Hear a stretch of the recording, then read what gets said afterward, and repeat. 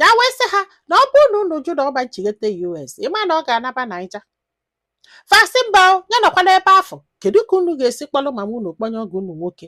ka o teki bekee arọ fụ nwaanyị na ụmụ nwaanyị ajụrụ eju ọ bụgodo unu ọtọ mba iton na nwunye ya aragolu eye plus yes unu magụjụ ya wee sị ha mba na nke a ama mme ya wee gbalụ mama fa flight sị ya na ọ ga-anaba na ọma nnọbie ọ sị na ọma nje US jenọ na ọ na-ata afụfụ na fada akata fọ ha ya na ba Naijiria na ọma nnọbie akwabaghị ya akwali agbụga akwali agbede o mere nna o mere ibie ajọ mmadụ ajọ nwoke o ji ego ọda edi eli o mere nna a na-akwụ ya nwa sị ha na ya agwasigo ha nya amaghị tinye mama ha na flight send anya back to Nigeria na ebegolofe mkpụrụ amụ a na-eku ya ọ sị m nke afọ wee gaa nwunye wee bidozie wee gbaferịrị ya chọrọ ije Amerịka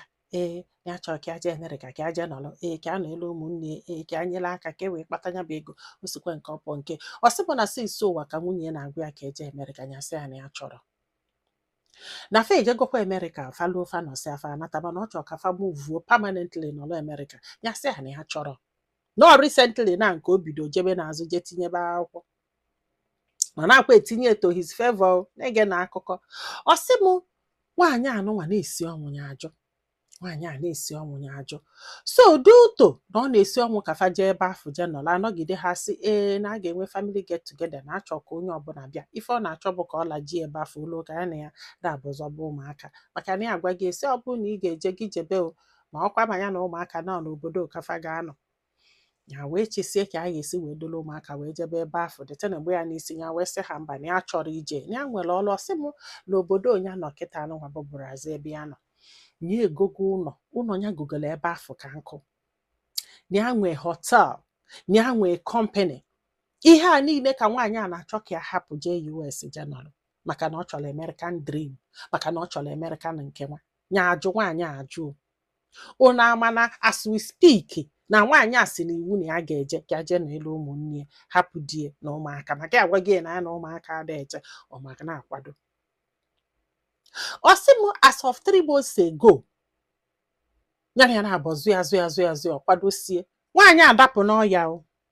dapụ n'ọya nwee ka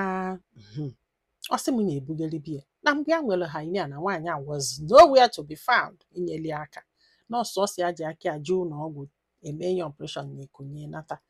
nwaanyị a was not there kịta anụnwa o nwere ka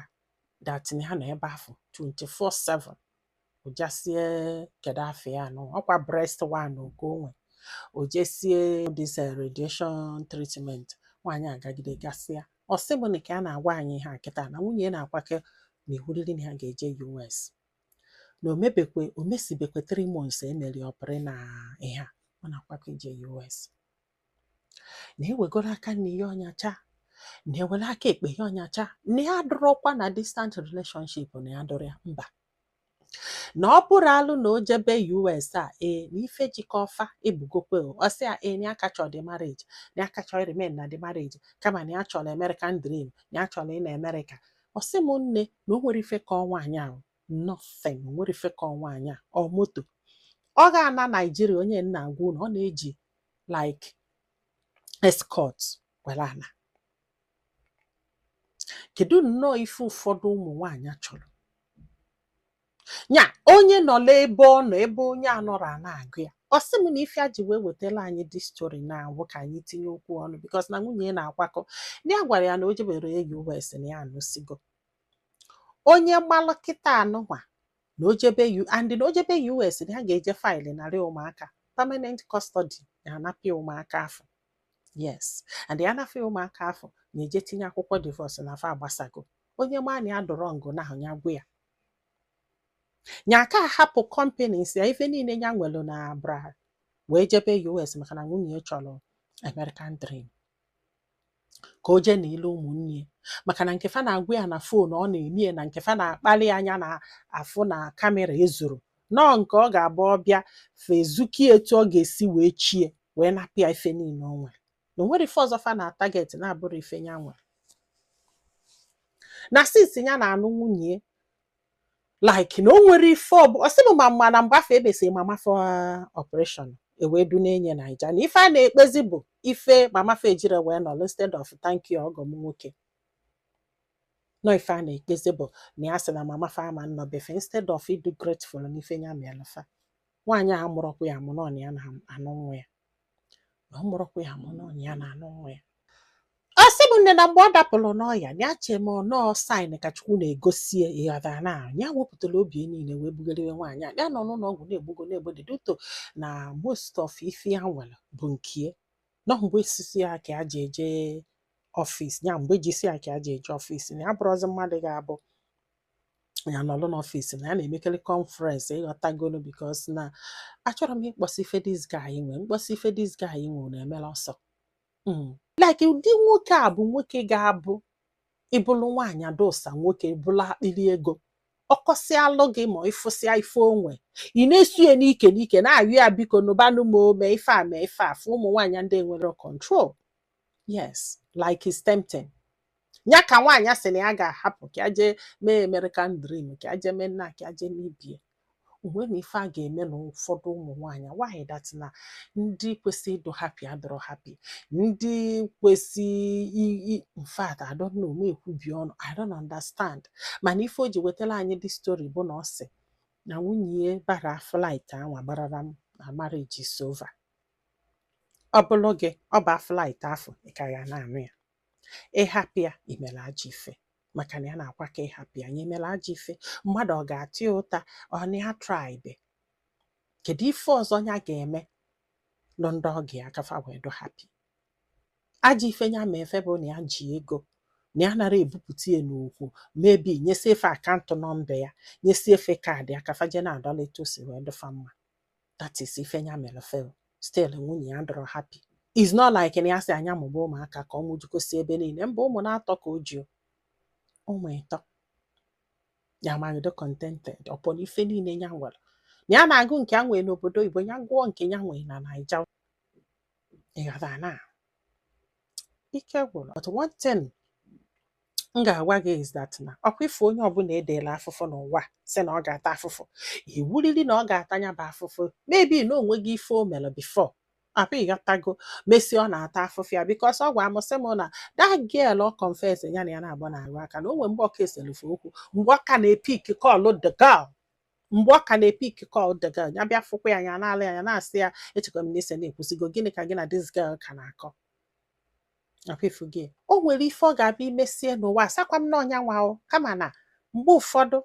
dati na-ede elufe bụ their destiny must be there like ị ga-atalịrị ya bụ afụfụ iwu ka ọ bụ.